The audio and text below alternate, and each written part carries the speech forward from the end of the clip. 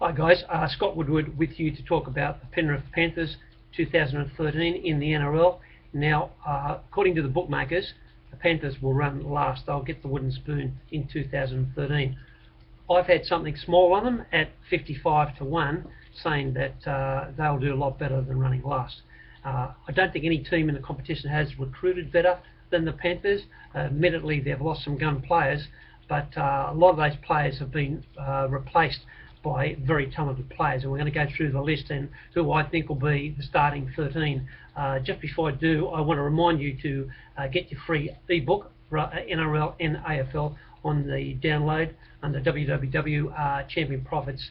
Join me on that link just down below. Just click on that and you'll get your free ebook. I think you'll enjoy it. It's riveting reading, I think, and will help you a lot during the course of the year with your selections, certainly in round one. And that's really what we're going to talk about today, how we think the teams will line up in the first round.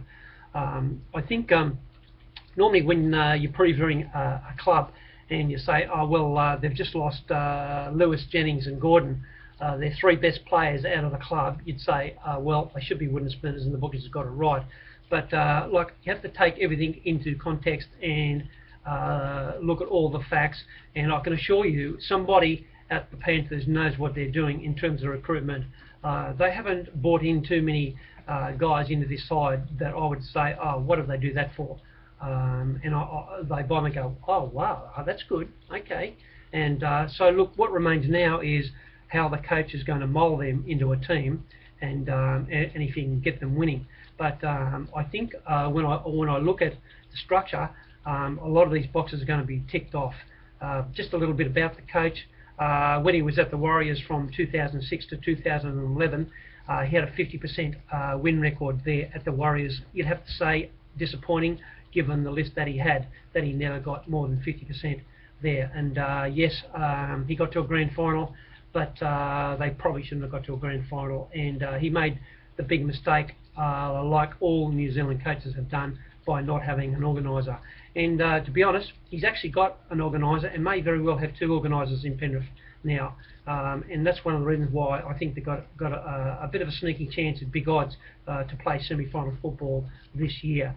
Last year he had them 24 games for 8 wins, 33% strike rate. I guarantee you they'll do much better than that this year, despite the fact that they lost Lewis, Jennings and Gordon. Let me give you an idea of why I think they'll do okay. The big challenge for the coach is to get his fullback right and to get his second receiver right. And if he gets that selection process right, and that can gel with his halfback Luke Walsh and his captain Kevin Kingston, who will have a deputy in James Seguiaro, and Seguiaro is a much better hooker than Kevin Kingston, but he won't be starting hooker at least till next year. But having come in off the bench, he's just an absolute rocket, and opposition teams will know that he's on the field. James Seguiaro, one of the many pickups by Penrith, and a very astute purchase. I don't know how the North Queensland Cowboys let him go.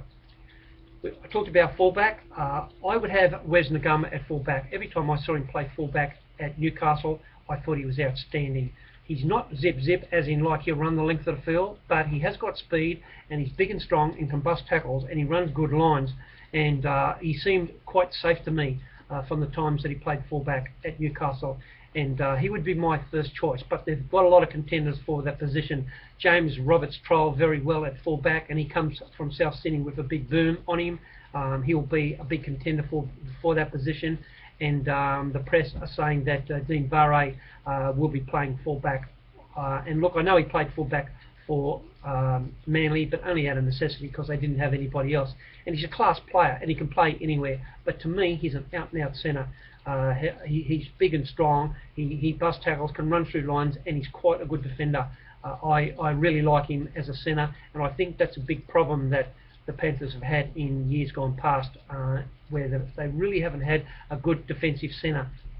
And for Warre to come in and replace Michael Jennings, I think he offers something to the Panthers that Michael Jennings could not offer. And he mightn't be that devastating in attack like Jennings was, but I think overall the package, I don't think it's a big setback for them.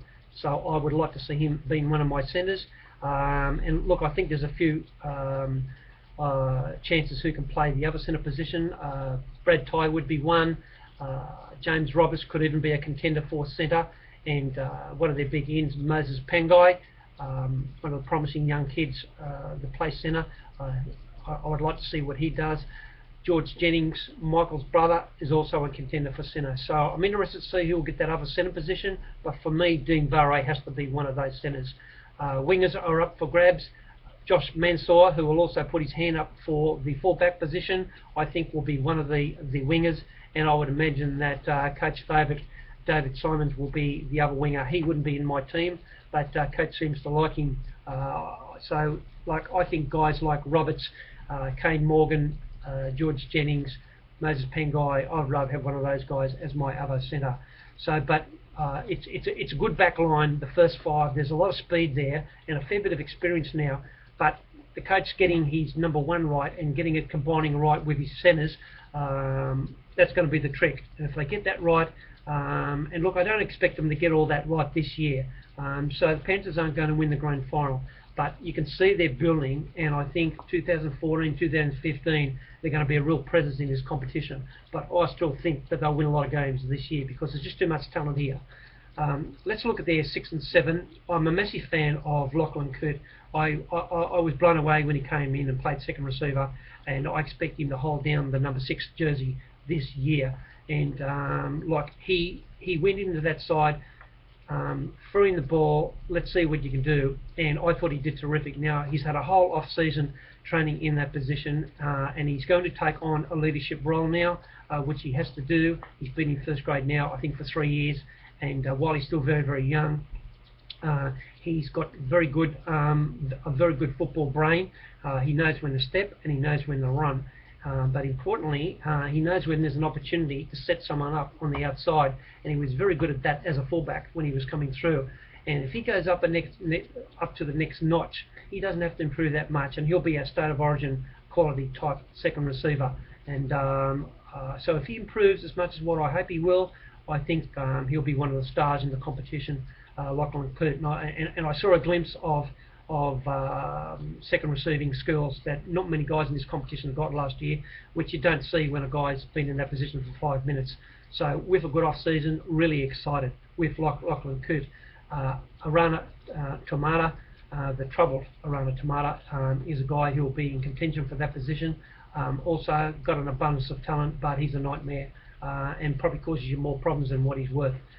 Luke Walsh, now look, Luke Walsh is no world beater, and it's such an important position, halfback.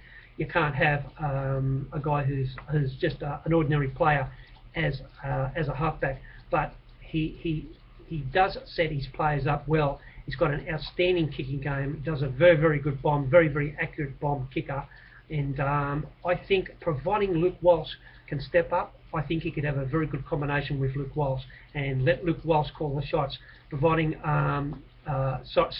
let Lachlan Coote call the shots. Providing Luke Walsh can get him some good early ball and give him some time to make some decisions, I think they'll be a very, very dangerous combination. It's an outstanding forward pack, particularly up front. The two props, Tim Grant and Sam McKendry, picked themselves. They're both big, strong, tough guys who can play good minutes.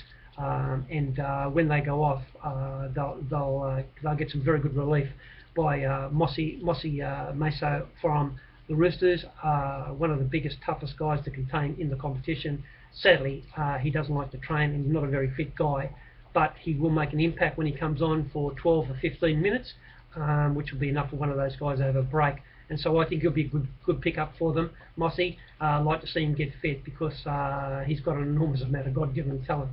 The other guy that will probably come on as an interchange prop, I would suggest would probably be Jeremy Lattimore, Chris Armett, those type of guys.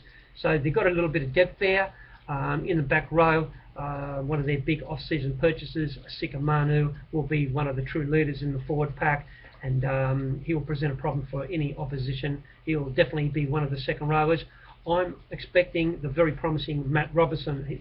I don't think there's a forward at Panthers that is more promising than Matt Robertson, and the way he runs down on that left-hand side, I think he can only get better and better and better. and while he's young, I think he's worth starting with now, and he would be my starting left back rower. The other guys for contention in that position is Blake Austin, who's re-signed for a very big contract.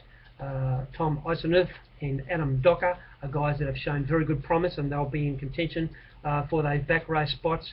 Kyle O'Donnell and Tia Kilifi will also be in contention for the back row and replace one of their big purchases, Lewis Brown.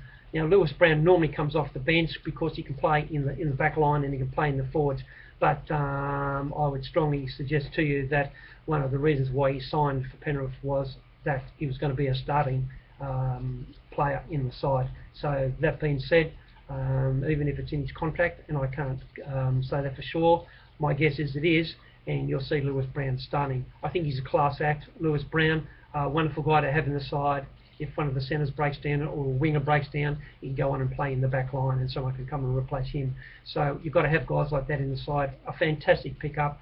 We're talking about Lewis Brown, Dean Vare, James Seguiaro, Wes Ngama, Jeremy Lattimore, Kyle O'Donnell, James Roberts, Moses Pengai. These are all guys that have got talent. They're very, very astute purchases, and I think all these guys will make a very good impact into the Penny Panthers. And it mightn't be this year, but they'll be winning a lot of games because there's just so much talent there. Off the bench, Clint Newton, very, very consistent, good club player, a good leader in the forwards. And I don't think he'll start, but I think when he comes on, he showed last year that he's still got what it takes, and he can still make a break and still score a try. Cameron Sorrello, another guy of a similar ilk. I think he'll be off the bench. Danny Kalia, Nigel Plum. I talked about Chris Ahmed and Lattimore, and also Ryan Simpkins. These are guys that have all got talent and will all be very good off the bench. But in terms of bench players, I don't think any club has got a better bench player than James Seguiaro. He'll come on and replace Kevin Kingston after about 20 minutes, I would think, and look out when he comes on. He is an absolute excitement machine. So look, there it is for me. As I said, I've had something on the Panthers at 55-1. I expect that they will trade at some stage shorter during the year, particularly when the representative games are on. And I wouldn't be surprised if they upset a lot of the very good teams. The trick here is going to be the coach getting his configuration right, particularly his fullback and the 6 and 7 and his centres. If he gets that configuration right, I think you'll find that the Penrith Panthers will have a very, very competitive side in 2013 and will show a lot of promise in years to come. Good luck. Cheers.